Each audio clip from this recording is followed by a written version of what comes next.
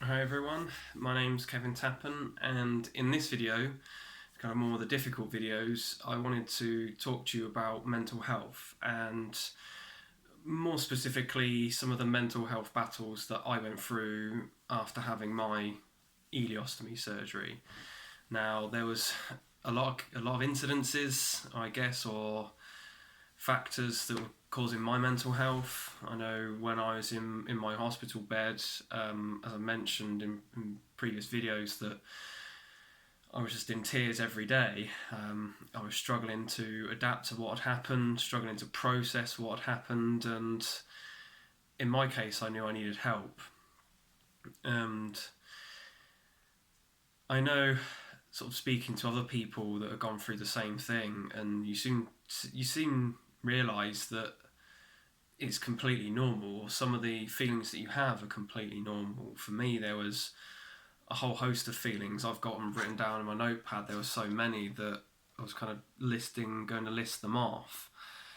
So I know, sort of in my first case, I struggled to look at myself, especially when you're out of the hospital or even you're in the hospital. You kind of look at yourself in the mirror for the first time since your surgery, and you really struggle. I think you go through your life what you deem to be, sort of from a body image perspective, normal. So it can be difficult to take in at first. It was for me. You all of a sudden you realise that, oh wow, I've got just a bag of poop in theory just stuck to my stomach, and this is now what my life has become. It's You go through a stage where, in my case, I was 28 at the time of my surgery, and you think, well, you've gone through 28 years of what you deem to be normal, and now all of a sudden you have to then change your way of thinking, or try and attempt to change your way of thinking as to what is my new normal. And it can be difficult. It was for me. As I said, I know, sort of even changing my stoma was very difficult. It's looking at things that you're not used to seeing. It's not, again, as I use the word normal, it's not what's deemed normal, sort of in today's age, I guess. Um, no, no. Of other cases, as I mentioned, sort of the physical look. You say to yourself, "Will I ever be normal again?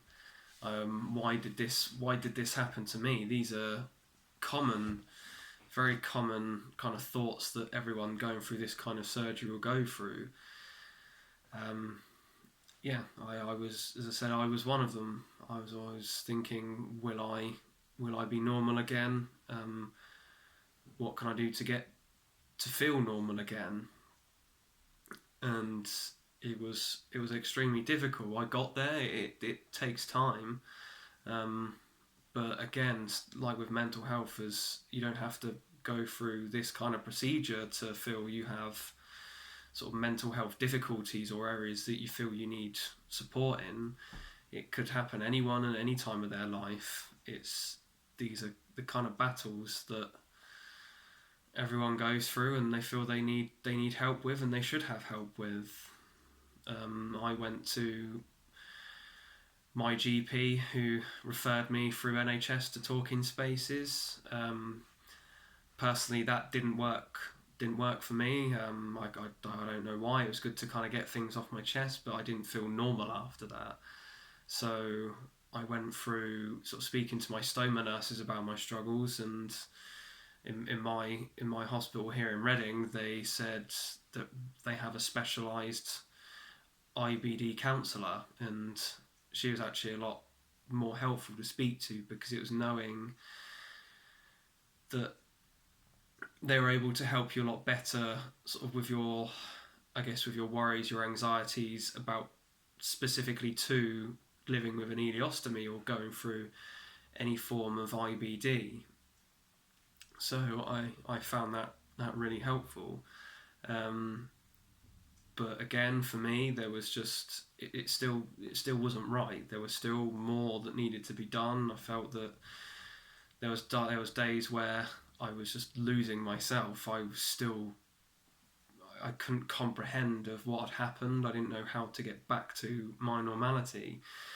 I know a common issue or common concern for people is sort of being intimate again, how to have relationships, just all normal things. Because again, with the whole body image thing, it's not just for people with ileostomies, but I know in my case, it's again, you have this normal body image association. Now all of a sudden, it's, will anyone want to be in a relationship with me or be intimate with me when I've got a stoma bag? Just because it's, well, how will that person react? And I've been lucky that I've had intimate relationships since. It's, I think, like most friends say to me, if you're open and honest about it, a lot of times you're told it's easier said than done to believe, but it doesn't bother people. I know when I've spoken to other women about it, they said, well, no, it wouldn't bother me. How could it bother me? It's just, it's the way of seeing what saved your life, really. It's the scars of what's made you into the person you are today. And I think it's that kind of part of acceptance that helps you get through that. And ultimately, if you do meet someone that it is a problem for them, then they're not the right person for you, or they're not the right person to, I guess, associate yourself with. And sometimes I've had that in the past, and you just have to accept that it's not going to be for everyone, but you know that they're not the right person. But I think when you do find the right person, you get to, I guess, accept that, and it's a bit of a mental barrier that's broken down, really, and it's kind of a nice acceptance feeling for it, and you feel you can kind of drop your own mental wall as such to kind of put yourself at one with that other person. It's something that then you can both go through together. I know that, as I said, that's always been a concern, and I think even to this day, like nearly 4 years on, it is for me. You're always it's easier said than done, but I still have that worry that if I try and meet new partners, will I be accepted with this? And I think at the moment it's just a case of enjoy living in your own body, and just try the best you can with that. I know in my early days where, again, it was okay. You hear this a lot. It's just okay to not be okay. I never gave myself a hard time for feeling completely down in the dumps. I mean, I'm open when I talk about how I was on the brink. I wasn't wishing, no suicidal thoughts crossed my mind, but it was this, I couldn't get any lower. I was completely destroyed after this. So to bring yourself back, it's not just the physical battle, it's the mental battle to accept what you've been through. So I was just trying to go easy on myself. If there were times where I just feel a bit more positive, but then if I started to feel negative, or I started to feel sad or down or depressed, I would accept that. I would go easy on myself. I would try and do something to not take my mind off it, but just to ease my mind. Like I love watching films, so I just go and watch a film. It was important to have, even if it was just a 2-hour film, you realise that it's giving your mind and your emotional state 2 hours of rest than from worrying about being low and depressed. And I think that's, I guess, probably one of the best bits of advice I could give you is if you feel in that place, just go and do something that makes you happy, even if it's just for half an hour. It's half an hour of giving your mind that rest, and eventually that hour will turn into 1 hour, and then to 2 hours. Go out with your friends. That's an afternoon or an evening where you might feel, I know in my case, I felt guilty that I wasn't feeling sad about my predicament. It's weird. It's a hard thing to get out of, I think, because anyone going through mental health issues probably knows it's as if your mind just starts to train in itself that no, it shouldn't be happy, it should be sad, and why are you so happy? But eventually it did with me, and I'm hoping it can with you, that you'll get to that place where, yeah, you still feel a bit down, and I do, but the majority, you can just go days without it just doesn't bother you anymore. If you can find that acceptance, then stuff like this just just doesn't matter. And yeah, so as I said, so afternoons could turn into nights and then could turn into days. Anything that's just give yourself a pat on the back that you've earned that bit of time to give your body rest. And for me, that was really important. And I think that was kind of a road to recovery and a road to getting myself back on track. And I know one of the important things for me was, I think what helped me overcome everything was finding acceptance. I thought this would, and it might take a long time for people. I thought, would I ever find acceptance? Would I ever accept the trauma that's happened to me? Would I ever get over it? It could take months, it could take years. Now, I was fortunate. I think about a year and a half after my surgery, I was able to meet a close friend of mine now through work, and we hadn't really spoke until after my surgery, and we sort of obviously became friends through work, and I was kind of relaying, this was a person that I found easy to talk to, so someone that I could relay kind of my worries and my anxieties, and they were just able to listen. And I think how I found my acceptance was saying to that person, like I thought I was a genuine and nice kind of down-to-earth person before my surgery, and I said to her, as I wish you could have known the person I was before the surgery. And she said, just I don't want to know that person. I don't want to know that person before the surgery. That's not the person I'm speaking to now. And that was my acceptance. I think I'd realised that I think my new path had been set for me. I was happy in my life beforehand, but I think always there was some parts of me that was missing, or some excitement in my life that was missing.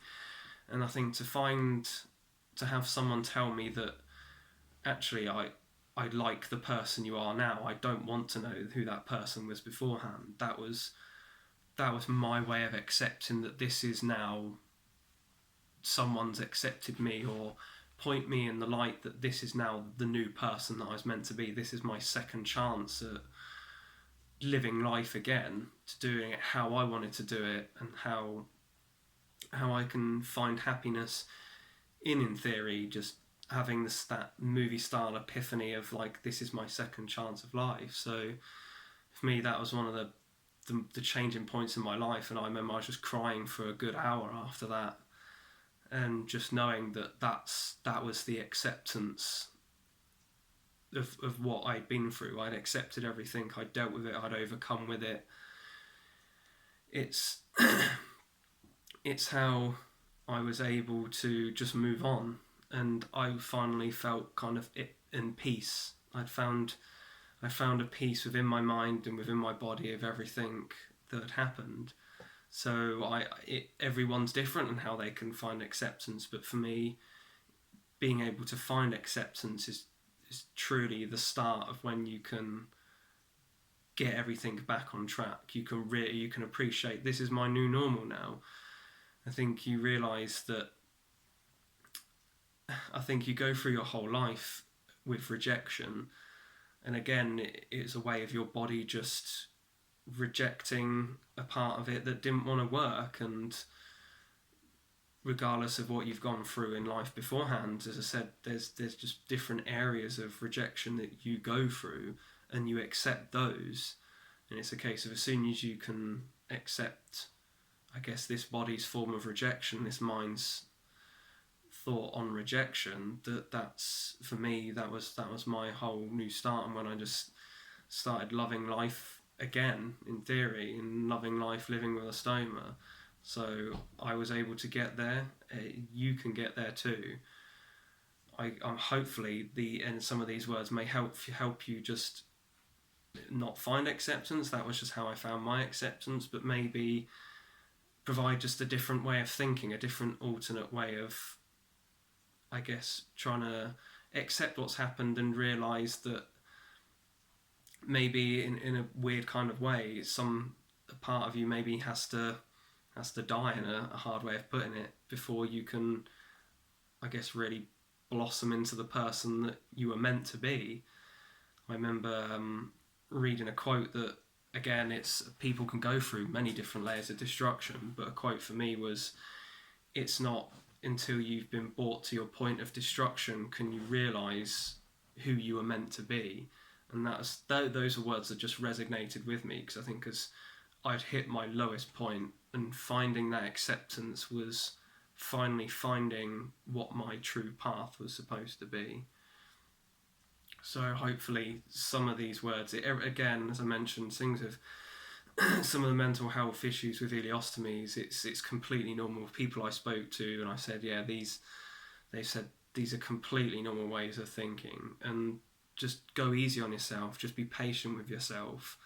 Don't, if you want to feel down, be down. I know I needed help. I sought help. I was on antidepressant medication.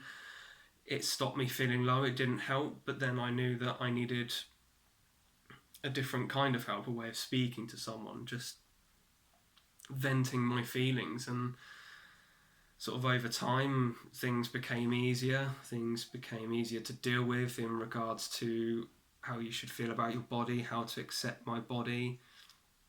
Like for me, there's still body confidence issues, but you should never ever feel ashamed of your body the way it is now. I certainly don't. For me, I've always felt it's been a privilege to, in a weird way, go through what I've done, to be able to really appreciate my body now from a scientific standpoint, to know my body better than anyone else can. And that was also an enlightening experience, and you can get to that place too and find your acceptance, and when you do, it's honestly one of the best feelings in the world. So yeah, hopefully this finds some encouragement for you to know that you can get to that place too. Thank you.